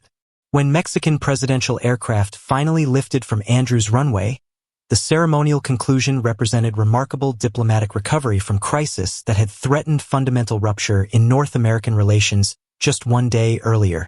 Aboard Air Force Mexico 1, President Sheinbaum gathered her senior team for initial assessment as their aircraft climbed to cruising altitude, leaving Washington behind. Foreign Minister Vasquez led analytical discussion, characterizing the extraordinary state visit as diplomatic crisis transformed into strategic opportunity through disciplined engagement. The delegation's security, economic, and diplomatic specialists each highlighted specific agreements reached in their respective areas, identifying both immediate implementation requirements and longer-term strategic implications. Throughout the candid exchange, common recognition emerged of their approach's effectiveness, maintaining dignified engagement without unnecessary escalation while consistently steering interaction towards substantive policy matters despite provocations. When communications staff presented initial international media assessment, the predominantly positive coverage reflected global recognition of Mexico's diplomatic maturity throughout the challenging engagement. President Sheinbaum listened thoughtfully before offering her own assessment, acknowledging the unprecedented diplomatic challenge while emphasizing concrete achievements in security cooperation, infrastructure development, and institutional relationships strengthening across executive and legislative branches. As she directed preparation of comprehensive briefing for her cabinet upon return to Mexico City, Sheinbaum expressed particular satisfaction with congressional relationships established during the Capitol reception, institutional connections that might provide stability during future periods of executive-level tension. The team's shared experience navigating extraordinary diplomatic challenge had created unusual bond among professionals whose work typically proceeded with less dramatic intensity. In Washington, the diplomatic ecosystem continued processing the extraordinary engagement while transitioning toward implementation of specific agreements reached. At the State Department, Secretary Palmer convened senior diplomatic team to conduct comprehensive assessment and establish implementation structure for security and infrastructure agreements.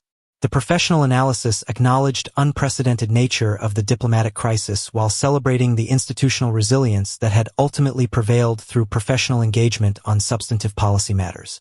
At the Mexican Embassy, Ambassador Ortiz coordinated similar implementation planning while managing continued media interest in the historic diplomatic engagement. Congressional leaders who had participated in the Capitol reception directed staff to prepare for reciprocal delegation visit to Mexico City. Institutional follow-through demonstrating legislative branch commitment to relationship maintenance. Throughout Washington's policy community, initial analytical assessments began appearing in specialized publications and think tank reports, many highlighting the case study in crisis management and diplomatic recovery represented by the extraordinary state visit. Financial analysts issued updated guidance noting stabilized relationship outlook following diplomatic normalization, though acknowledging potential for continued volatility given demonstrated unpredictability in executive-level engagement. This widespread institutional processing reflected recognition of both the visit's unprecedented diplomatic tension and the remarkable recovery achieved through professional effort despite political challenges. Rebecca Chin finally reached home Friday evening following second consecutive extended workday managing the diplomatic crisis and its resolution. As she collapsed onto her couch, phones still buzzing with follow-up coordination from various agencies, she reflected on the extraordinary diplomatic journey witnessed over preceding 48 hours. The experience had demonstrated both concerning fragility and remarkable resilience in the institutional relationship between neighboring nations whose prosperity and security remained fundamentally interconnected regardless of political leadership. The initial protocol breach had revealed how quickly decades of carefully constructed diplomatic norms could face disruption through personalized approach to international relations prioritizing domestic political positioning over institutional stability. Yet the subsequent recovery had showcased the underlying strength of relationships built through countless daily interactions across economic, security, and human dimensions that ultimately transcended temporary political tensions. From pre-dawn crisis following the president's impulsive decision through apparent diplomatic disaster to eventual constructive resolution, the extraordinary arc had compressed what might typically represent months of diplomatic evolution into single 48-hour period. As coordination messages continued arriving from agencies implementing specific agreements reached, Rebecca recognized that this remarkable diplomatic stress test had ultimately strengthened rather than weakened the bilateral relationship, creating documented cooperation mechanisms, establishing direct congressional engagement channels, and demonstrating institutional commitment to practical problem-solving despite political differences. The professional and personal lessons from this diplomatic crisis would inform her public service for years to come. President Sheinbaum's return to Mexico City Saturday morning drew thousands of supporters to the airport, many waving signs celebrating her dignified representation of national interests during the challenging state visit. The spontaneous public demonstration, unprecedented for diplomatic return, reflected popular recognition of her effective performance on international stage under extraordinary pressure. When she addressed the gathered crowd before proceeding to presidential residence, Sheinbaum maintained her characteristic measured approach, acknowledging the diplomatic challenge while emphasizing concrete achievements in security cooperation, infrastructure development, and institutional relationship strengthening. Her remarks notably avoided inflammatory characterization of the initial diplomatic breach, instead focusing on forward-looking implementation of specific agreements reached.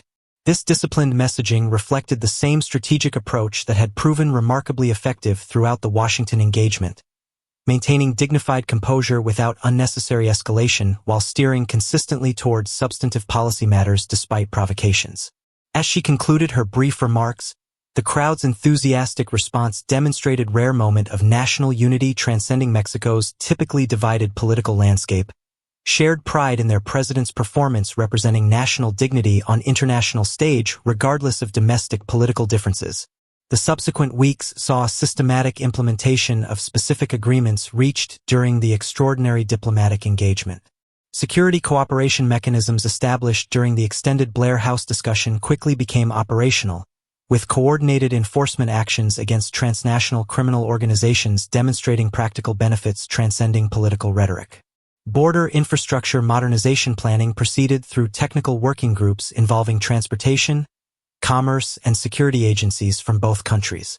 Congressional engagement continued developing through reciprocal legislative delegation visits, establishing institutional relationship channels beyond traditional executive-focused diplomacy.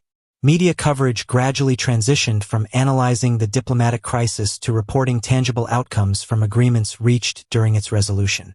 Financial markets fully stabilized as implementation progress demonstrated relationship functionality despite the turbulent state visit. Throughout these developments, both presidents maintained distinct messaging approaches to their respective domestic audiences. Trump emphasizing tough border stance while implementing practical cooperation, Sheinbaum highlighting dignified engagement, achieving concrete results despite provocations. This parallel political positioning, while implementing substantive cooperation, demonstrated sophisticated understanding of domestic political requirements that need not prevent practical problem-solving between neighboring nations whose fundamental interests remained interconnected, regardless of temporary tensions. The extraordinary diplomatic engagement ultimately entered international relations literature as remarkable case study in crisis management and relationship resilience. Academic and professional analysis highlighted several key lessons from the unprecedented experience. First, institutional relationships built through decades of interaction across economic, security, and human dimensions demonstrated remarkable resilience against political volatility when supported by professional diplomatic effort focusing on substantive cooperation opportunities. Second, strategic patience and disciplined engagement proven more effective in crisis management than reactive escalation. President Sheinbaum's consistent steering towards substantive policy matters despite provocations had gradually transformed confrontational political posturing into practical problem-solving serving both countries' interests. Third, legislative branch engagement provided important relationship stabilization during executive-level tension, congressional reception establishing institutional channels transcending temporary political positioning. Fourth, economic integration created powerful practical incentives for diplomatic stabilization regardless of political rhetoric. Business community intervention emphasizing concrete economic stakes had influenced both governments toward constructive resolution. Perhaps most importantly, the extraordinary diplomatic journey demonstrated fundamental truth about relationships between neighboring nations whose geography created permanent interdependence. While political leadership might create temporary tension through confrontational approaches, the underlying reality of shared interests across security, economic, and human dimensions ultimately required return to functional cooperation through institutional channels that transcended individual leaders. 6 months after the extraordinary state visit, Presidents Sheinbaum and Trump met again during Regional Economic Summit in Toronto. Their interaction, closely watched by diplomatic observers worldwide, displayed professional cordiality without particular warmth, appropriate engagement between leaders with continuing policy differences but shared responsibility for managing complex bilateral relationship affecting millions of citizens. Behind this public interaction, implementation of specific agreements reached during the Washington crisis had continued steadily through professional diplomatic channels largely removed from political positioning. Security cooperation had produced tangible results against transnational criminal organizations. Infrastructure modernization had reduced border-crossing congestion benefiting cross-border commerce, and institutional relationships across executive and legislative branches had strengthened despite occasional political rhetoric fluctuations. During brief joint press appearance following their Toronto meeting, both presidents acknowledged continuing differences regarding migration characterization while emphasizing practical cooperation serving both countries' interests. This balanced positioning reflected sophisticated understanding of the North American relationship's fundamental reality. Neighboring nations permanently connected through geography, economics, security requirements, and human bonds might experience temporary political tensions, but their essential interdependence ultimately required functional cooperation regardless of leadership differences or political rhetoric. The extraordinary diplomatic journey from unprecedented crisis to constructive engagement had strengthened rather than weakened this institutional understanding, creating resilience that would serve both nations through future political cycles and leadership changes in the complex but essential partnership between neighboring nations whose prosperity and security remained fundamentally interconnected.